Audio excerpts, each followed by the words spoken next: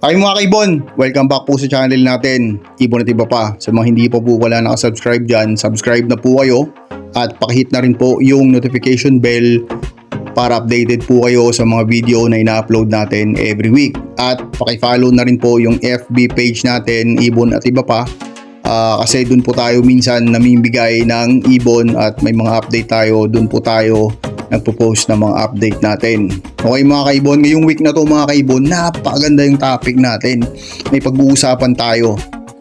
Ang pag-uusapan po natin at ang topic natin ngayon mga kaibon is yung mode of inheritance mga kaibon o yung MOI. Pag pinag-uusapan po yung mode of inheritance, ano po ba yung pinag-uusapan natin dito? Kulay ba ng ibon o yung genes ng ibon? Kaya napakagandang topic na to mga kaibon. Pero bago natin sagutin yan, syempre magsha-shoutout muna tayo sa mga kaibon nating solid na sumusuporta sa channel natin. Dahil sa inyo po, nagpapatuloy po si Ibon at Iba Pa. Okay? Okay, ngayon syempre magsha-shoutout na tayo mga kaibon sa mga kaibon nating walang sawang sumusuporta sa channel natin. Shoutout PPSM Birds Incorporated, kay Kaibon Sir Dicky Lennon, Dadas Avery, DPJ Mini Avery, Aldrin Martinez, Dan Katian, Antipulin Avery ng Quezon City, Silverio Magbanwa, Angelo Villena, Philip Pasqua, Pat Mini Avery ng Caloocan, EZ and GM Mini Avery, DL Mini Avery, King Wandu, Macjon Basco, ENC Mini Avery, Marv's Northward, Neil Katibo, Jobert Casal JTB, pasuporta din po mga kaibon, KJ Mini Avery ng Samar, Landon and Seth Avery, Rayo Mendoza, ito solid supporter natin to, Andy Sunga ng Pampanga, ito din, Ian Gubatan, Noli Bautista, MM Alfonso, Asensio Junior Daguhoy, Junjun Natada, kay Kaibon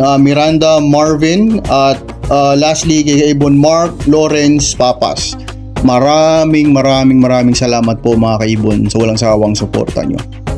Okay, ngayon mga kaibon, syempre pag-uusapan na natin yung napagandang topic natin, yung mode of inheritance. Ano ba yung mode of inheritance mga kaibon bago natin i-discuss to ang topic natin mga kaibon? Ito ba ay tungkol sa kulay o ito ba ay tungkol sa genes? Pag tinatanong tayo, ano po ba yung mode of inheritance ng ganitong ibon o ganitong mutation? Okay? Ang mode of inheritance po, pag sinabing mode of inheritance, ito po yung genetics ng ibon. Ito po yung sinasabi nila kung ano po yung nasa genes ng ibon. Pag sinabing mode of inheritance ang pinag-uusapan natin, wala pa po dito yung mga kulay. Wag na natin po munang guluhin kasi mode of inheritance lang po ang pinag-uusapan natin mga kaibon. Okay, pag-uusapan natin yung mode of inheritance ni Aqua kasi napaka-controversial po ito ngayon. Titingnan natin kung ano po ang mode of inheritance niya. Sa bandang huli, kayo na po musga mga kaibon kung ano. I-discuss lang natin yung mga sagot na nakita natin pag tinanong kung ano yung mode of inheritance ni Aqua mga kaibon. Okay, unahin natin si dominant at si incomplete dominant mga kaibon. Ano ba yung dominant at incomplete dominant? May pagkakaiba ba tong dalawang to o parehas lang sila mga kaibon? Okay, upon sa research natin mga kaibon, si dominant at si incomplete dominant, ang sample dito is pied sa dominant, dom-pied, at ang sample dito sa incomplete dominant, ito is si Ewing. Ito yung mga concrete example talaga ng dalawang mutation na yon, at pag-uusapan natin yung genetics nila mga kaibon. Okay, pag sinabing dominant at incomplete dominant kasi mga kaibon, actually halos walang difference sa kanila. Pero mayroong difference, i-discuss ko rin maya-maya mga kaibon. Pag sinabing dominant at incomplete dominant mga kaibon, ito yung mga ibon na isa lang yung kailangan mo mga kaibon, at maglalabas po siya ng mutation na sinasabi natin. Yun po yung pied at saka yun po yung Ewing mga kaibon. Okay? Pero ang dominant mga kaibon at incomplete dominant, hit or miss lang to mga kaibon. Ibig sabihin, kakarga siya at hindi kakarga. Ganito po yung karakteristik ng genetics ni dominant at ni incomplete dominant mga kaibon. Okay? At si dominant at si incomplete dominant mga kaibon, wala pong split sa kanila. Hindi po sila pwedeng ma-split mga kaibon. Kasi nga, sabi sa research natin, hit or miss lang po to. Okay? Ang difference sa kanilang dalawa mga kaibon, si dominant, wala po siyang single factor at double factor. But si incomplete dominant po, meron po. Ibig sabihin, si Ewing may single factor Ewing at double factor Ewing. Yun lang po yung difference nilang dalawa. Pero aside from that, halos magkaparehas po ang characteristic o genetics ng dalawang mode of inheritance na to mga kaibon. Okay? Punta na tayo mga kaibon ngayon sa recessive. Pero mamaya i-apply natin yung breeding dito para mas maganda.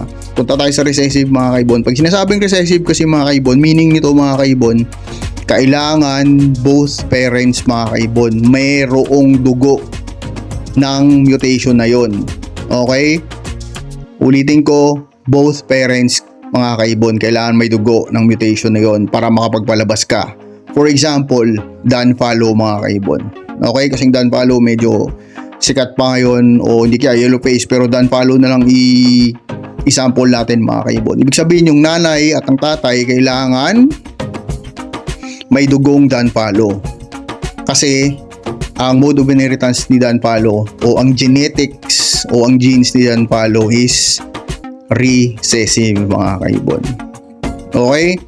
Ngayon, pag-usapan naman natin si autosomal recessive. 4 lang na MOI ang pag-uusapan muna natin mga kaibon. May difference kaya sila ni recessive? Kasi di ba parang parehas lang sila. May dagdag lang na may sinabi lang na autosomal recessive pero recessive pa rin. May recessive pa rin, di ba? Si autosomal recessive kasi mga kaibon, pag ni-research nyo yung meaning ni auto, ibig sabihin automatic, ibig sabihin self, ibig sabihin isa lang ang kailangan mga kaibon. Okay? Pag mali tayo dito mga kaibon, sisihin natin si ChatGPT kasi sa kanya galing to. Ay hindi po, sige po. Pag sinabing autosomal recessive kasi mga kaibon, ganito po kasi yan. Hindi pa, sa recessive kailangan both parents. Sa autosomal po, isa lang, di ba, kailangan. Kasi meaning niya, self o isang genetics lang kailangan mo para makapagpalabas ka ng mutation na yon. Kaya in example natin dito si Aqua. Kasi isa lang kailangan mo sa Aqua, di ba?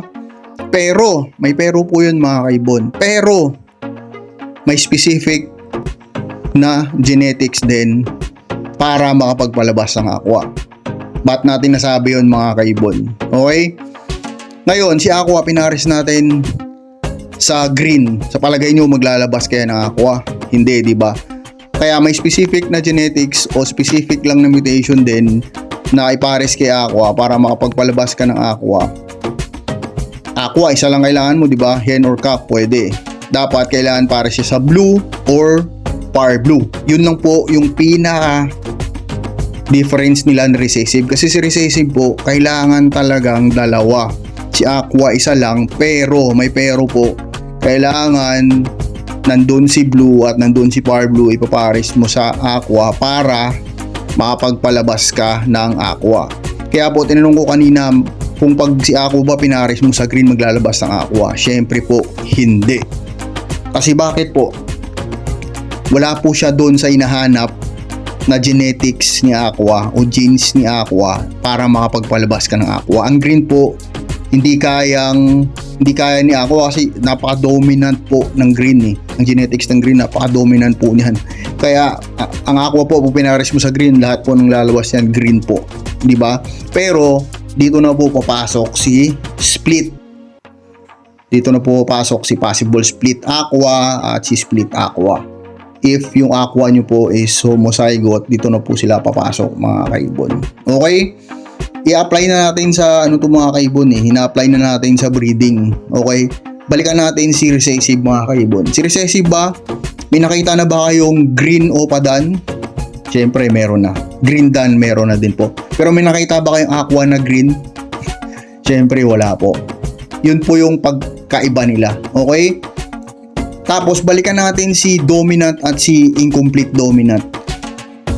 Si dominant at si incomplete dominant po ba nasi split? Definitely hindi po. Wala pong split na pied at wala pong split na Ewing mga kaibon. Kaya yung MOI ng Aqua, kayo na po bahala mga kaibon. Okay? Kung ano yung pong MOI niya, diniscuss lang po natin yung meaning ng mga mode of inheritance na to, yung dominant, incomplete dominant, recessive, tsaka autosomal recessive po mga kaibon. Kayo na po bahala kung ano yung talagang mode of inheritance ni Aqua base po sa discuss natin mga kaibon. Kasi nandyan na po lahat, nakalatag na po yan lahat mga kaibon. Okay? Pag may sagot po kayo o may tanong po kayo, comment down below po mga kaibon. Sana po nag-enjoy kayo sa munting topic natin mga kaibon. Binilisan lang po natin ito mga kaibon. At sana pag-aralan natin lahat. Ang saya mag-aral mga kaibon. Okay? God bless po sa lahat ng mag-ibon. God bless po sa pamilya nyo. God bless po sa lahat ng minamahal nyo sa buhay. Ibon at iba pa po. See you next time mga kaibon. Bye.